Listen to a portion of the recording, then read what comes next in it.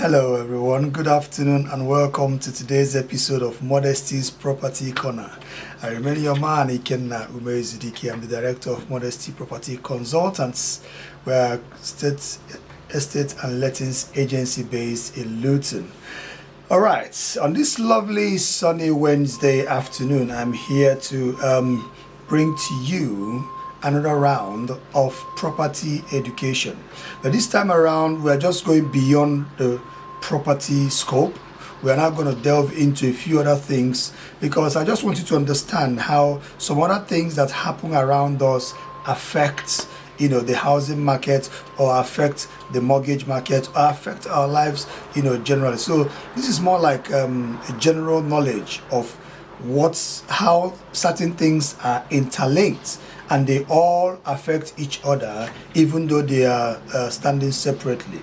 So today we are looking at the links between rates, inflation, economy, and the housing market. How are these things linked? How are these things related? How does one activity in one sector affect the other? How does a decision on this part affect the other? So these are the things that we are going to be looking at today.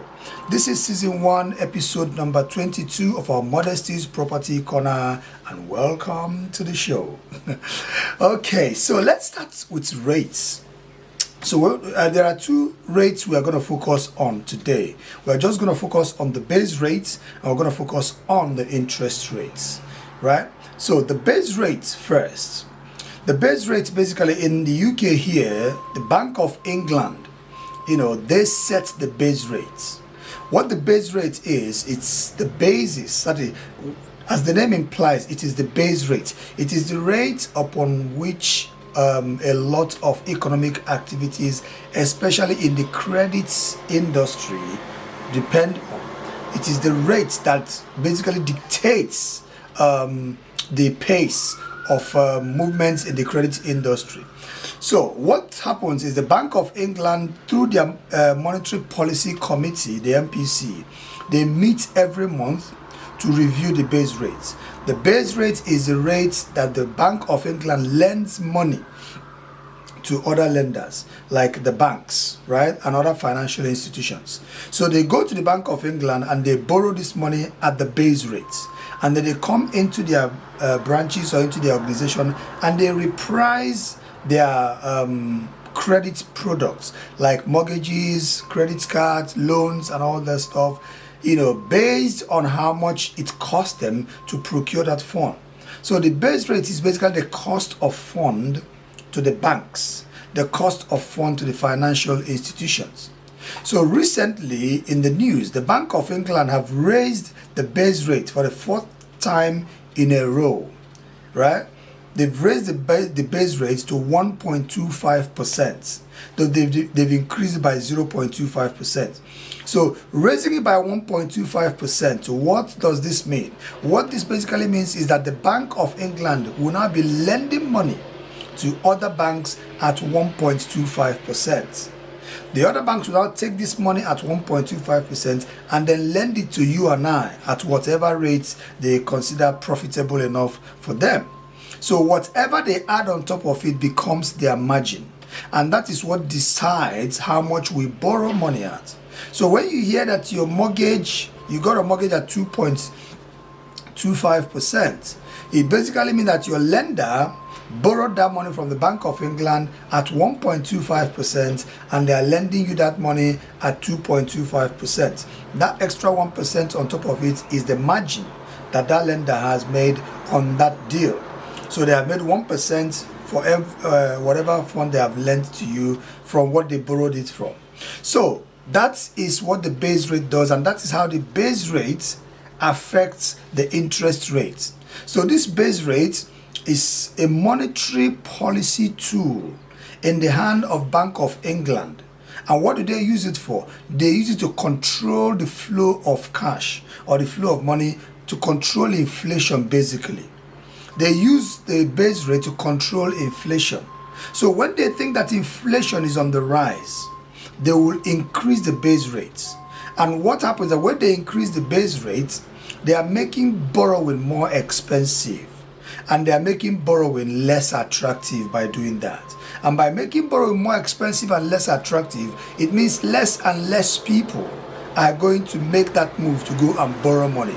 For example, to go and take mortgages.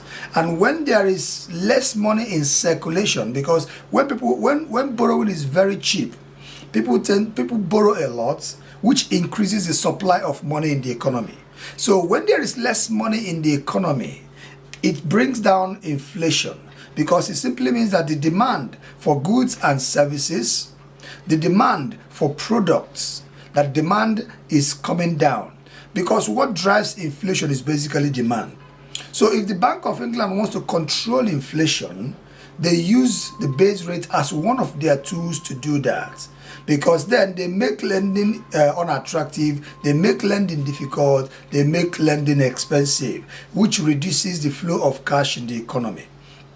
And that's how it affects the economy, and that's how it affects the lending, and that's how it affects interest rates. So we can see that the movement of the base rate has a bearing on the interest rate, it has a bearing on inflation, and it is a tool in the hands of the Bank of England to control the economy, to control the flow of cash, to control inflation. Currently, the inflation target for the Bank of England is 2%. But the inflation rate at the moment in England is over 9%. In fact, the Bank of England are predicting that by the fourth quarter of this year, that inflation rate will be hovering just above 10%. That is scary, really. Even at over 9% is already scary. But they are predicting it's going to get higher. So by around the fourth quarter of this year, it's going to be hovering around over 10%. So inflation is something that the Bank of England is trying to get a grip on, trying to get a control of. And their target is 2%, but inflation is at 9%. Look at the margin between the target and where inflation is. And what they are trying to do is to bring inflation down, because inflation simply means that things are getting more and more expensive. Price of goods and services are rising. So 9% and 2% is a wide margin, and they are doing everything possible to bring it down. So they are using the base rate as a tool to do that. What that suggests is they might have to raise the base rate again if they are to get hold of this inflation target. They are good to get control of inflation. But you know, I just read the Bank of England report, right? Their report suggests that in the next 2 years, right, inflation is going to be hovering just above 3% in the next 2 years, and then in the next 3 years they are predicting it's gonna be, you know, below 2%. So they are projecting that it will take them another 3 years to actually get to hit the targets that they want to get to hit. So what we're going to be seeing is maybe more and more base rate increases until they get hold of that, because they'll be increasing these base rates and watching what the economy does and see if they need to increase it more or they need to leave it at that level. Do you know that the Monetary Policy Committee of the Bank of England that made that decision, they are made up of 9 people. They took a vote. 6 people voted in favor of increasing base rate by 0.25%. The remaining 3 that voted against actually voted for the increase to be more than 0.25 to be increased by 0.5%. So if they had got their way, base rate would have been at 1.5%, which means, you know, interest rates would have gone a lot higher than they are actually going now. So that's base rate. So that now translates to what happens at the interest rates. How does this now affect the interest rates? If you look at the lending rates, the interest rate is the rate at which we borrow money from the banks. Your credit card has an interest rate. Your car finance has an interest rate. Your personal loan has an interest rate. Your mortgage has an interest rate. Okay, you borrow this money at a cost. The interest rate is the cost at which you borrow this money. So when these banks borrow the money from the Bank of England at this rate, they lend it to you at their own rate, which is the interest rate you are paying. So when people approach me, as a mortgage advisor and say, oh, please get me the best rate possible, the best deal possible. I am going to be looking for the best deal possible, the best rate possible with the lowest interest rate, right? That matches the client situation. So if the bank raises the base rates, right, in the mortgage market, it's going to affect the lending, especially if your mortgage is a tracker mortgage. If your mortgage is a tracker mortgage is track base rates. So it means that if you're on a tracker mortgage and the base rate goes up by 0.25%, your tracker mortgage automatically goes up by 0.25%. Okay? If you're on a standard variable rate mortgage, that one is set by the banks. So the bank will decide whether to increase that standard variable rate because of the increase in the base rate, or whether to keep it as it is. So there is every likelihood that if you're on standard variable rate mortgage and your bank decides to increase that rate, you will be paying more than you were paying the month before. If your bank decides, well, we have enough margin in the standard variable rate to cover whatever increase that has happened, lucky you, your mortgage payment will remain the same, at the time, unless they decide to increase it again. So if you're on a fixed rate mortgage, right, the bank you are already protected unless your fixed rate deal is coming to an end. And if it's coming to an end at the time when the Bank of England has raised the rate, there is a good chance that if you don't fix it again, your mortgage will just go straight into variable rate and it might increase. So that's how the base rate translates to what happens in the interest rate market. But not just the interest rate market as per mortgages. You look at the interest rate market in credit cards and loans. If you took out a loan, say 5 years ago, you would have taken out that loan at an agreed interest rate, right? That is not going to change because you have agreed that this loan is going to run for 5 years at this particular rate and this is how much I'm going to be paying. That's not going to change. But for flexible credit products like the credit card, those are revolving credit products.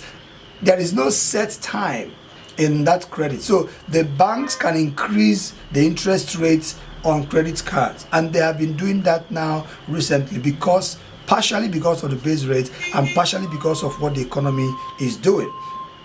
And then that also has an impact on savings, right? Because the base rates and the way it affects savings is, we know that for a very, very long time, savers have been the biggest losers in the economy because savings rate is nothing to talk about at the moment. But because of these increases in base rates, do you know what's been happening? Banks have been increasing their interest rates on savings to make savings now more attractive, and to encourage people to come and open savings account or to save more with them. The reason now being that your savings is an alternative source of funds for the banks. So it's either they borrow from the Bank of England or they borrow from you. So if they borrow from the Bank of England at 1.25%, that's the cost of the fund for you. But if you bring your savings to the bank, they are borrowing that money from you. If they're offering you a 0.75% interest rate on your savings, that's a lot cheaper for them than 1.25% that they would have taken that money from the Bank of England. So you see where the deal is. You see where the intelligence is coming from. So they are better off getting that money from you as a saver. So they are willing to increase the savings interest rates to make it more attractive to you because it will always be lower than what they can borrow that money from the Bank of England. So recent reports that I've read now suggest that a lot of banks are now increasing their interest rates on savings. Savings are now beginning to become more attractive again because they want to attract more funds from alternative sources because savings funds are cheaper than the funds from the Bank of England. So that's how it affects interest rates. Then we look at inflation, right? Inflation basically is a continuous rise in the prices of goods and services over a period of time. Continuous rise in the prices of goods and services over a period of time. So there has been a sustained increase in the price of goods and services, especially consumer goods. That is inflation. And what basically fuels inflation, what basically spurs inflation on is demand. When the demand for something, or when the demand for things are higher than the supply, it fuels inflation. The price of that thing is almost certainly going to go up. And when the price continues to go up on a consistent basis, that is what you call inflation. Anybody who lives in the UK right now will understand what we're saying. And it's not really limited to the UK. Globally, inflation is running away from a lot of governments. A lot of governments are finding it difficult to control inflation, because the pandemic has come with unprecedented kind of, problems. The problem that the pandemic has brought is multifaceted. And then, as if we haven't had enough, Russia came with their own problem and invaded Ukraine. So there is so much shortage of supply of a lot of things. I was listening to the news yesterday. Because of the war in Ukraine alone, the supply of grains globally, because Ukraine is one of the biggest supplier of grains, all over the world. There are over 400 million people in the world who are going to go hungry if the war in Ukraine does not allow because Russia has blocked the Black Sea from where export and import happens. So Ukraine cannot export grains. And there are over 400 million people around the world who are dependent on Ukrainian grains to feed, to trade, to farm and all that. So the risk for global hunger is real because of what's happening in Russia. So that gross shortage of supply of grains has also affected other products, because grains like wheat that is used to make flour, which you use to bake your bread and your biscuits and all the bakery products, the prices of these things have shot up. Then we're looking at also the problem with supply of oil. These days, petrol costs more than £2 a litre in some fuel stations. Now, more than £2 a litre of petrol. That is a global issue that everybody, the whole world is having now. The war in Ukraine has also caused. So, petroleum inflation, food inflation, housing inflation, inflation in prices of services and all that, global shortage of products as a result of the pandemic, because importation is now more difficult for people around the world. There is also shortage of containers to ship with. So there's a mirage of problems that the pandemic has brought, which has contributed to a lot of economies suffering. So inflation is biting hard, and it's having a serious impact on people's standard of living, on people's welfare, on people's mental health, and on the general well-being of everybody. So if you look at all these things, these are the things that the Bank of England and a lot of central banks around the world are grappling with. They are trying to control it. It's not, it's almost beyond their control, because there are so many external factors that are contributing to inflation that these central banks cannot really control, except to control what is within their control, which is the flow of money and the supply of money in the economy. Because with all the money flowing in the economy, people are demanding for these things, and the supply is not matching the demand. And as long as the supply is not matching the demand, there will be inflation. And inflation, for example, in the UK, is measured by what we call the Consumer Price Index. The Office of National Statistics, the ONS, they use the Consumer Price Index to measure inflation in the UK. The Consumer Price Index, this is how it works.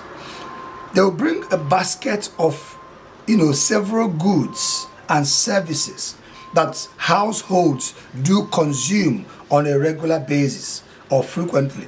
They might look at the price of, heating, electricity, gas, water. They will look at prices of food, that people buy, like milk, bread, sardines, and all the groceries. They will look at, prices of consumer goods like clothes that people buy, things that people normally buy. They might bring 100 products and services together, right?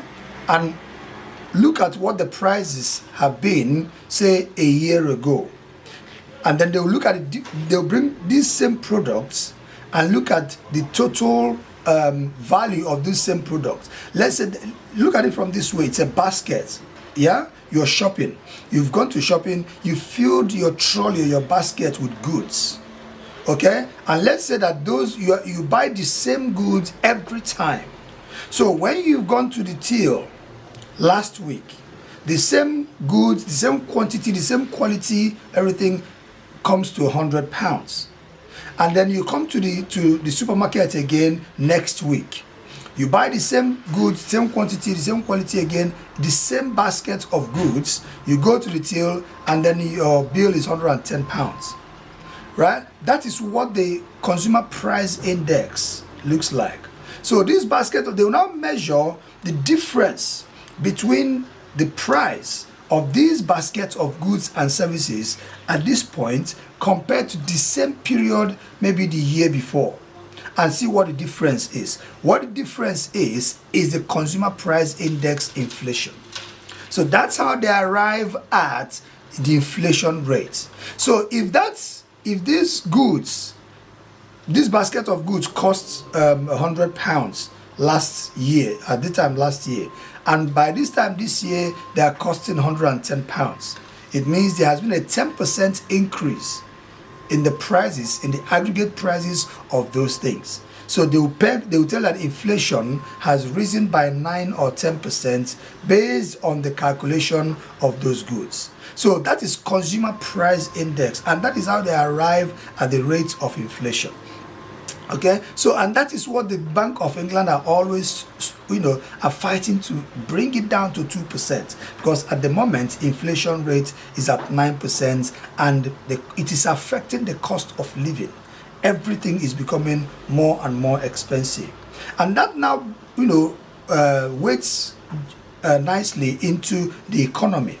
So when we are discussing the economy, you can see that these things that I've mentioned already are already part of the economy and affecting the economy. The economy is a measure of the financial well-being of a particular region. How well is this region doing? You measure it by their economy. And how do you measure their economy? You measure their economy by their gross domestic product, the GDP. The GDP, the gross domestic product, is a measure of the productivity of that particular economy.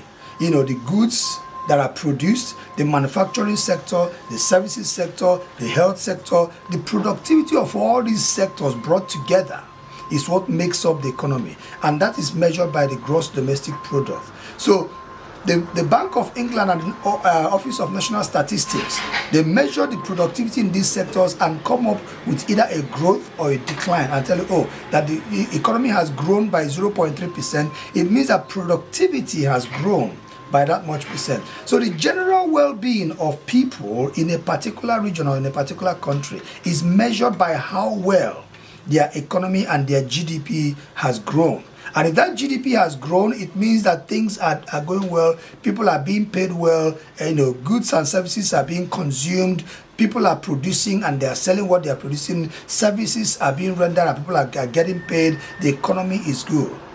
And when the economy is good, every facet of that economy benefits, including the housing market. Okay? So the housing market is also part of the economy, because the housing market also contributes to the economy.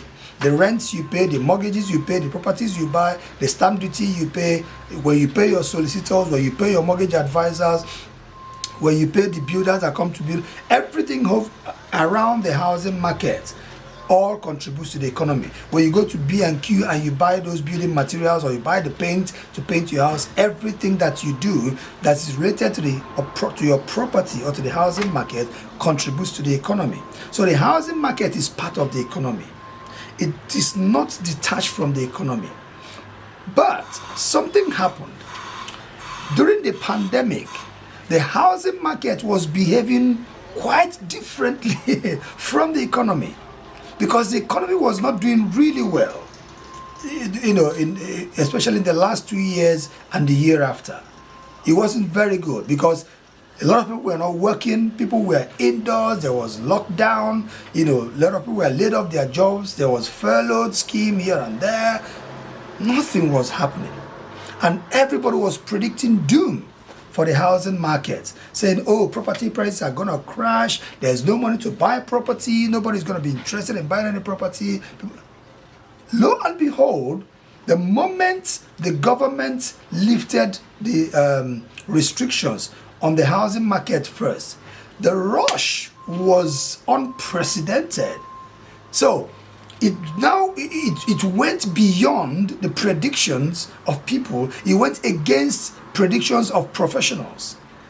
The housing market behaved so differently from the predictions. The housing market became so active.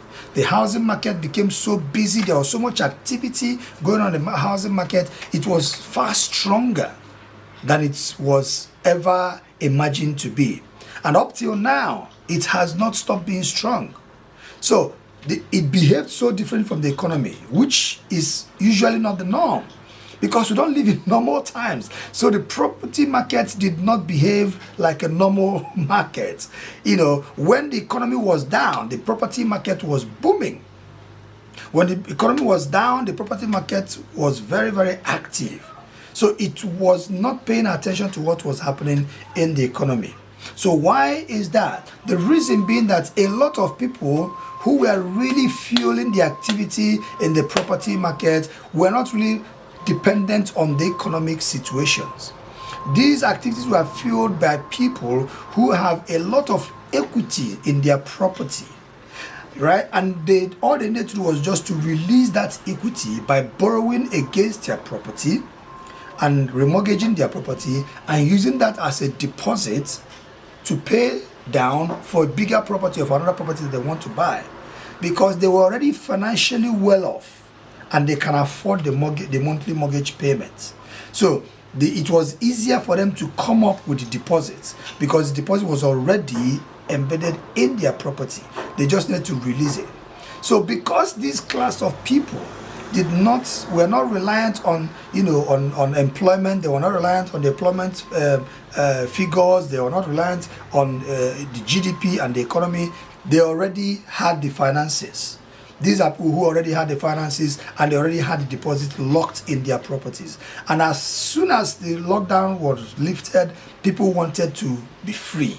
So the choice of the kind of properties they wanted to buy was so different that people now wanted to buy properties that have outdoor spaces, and family properties like 3-bedroom houses, 4-bedroom houses became hotcakes. So it changed the dynamics of the property market, and that's why the property market has been so strong.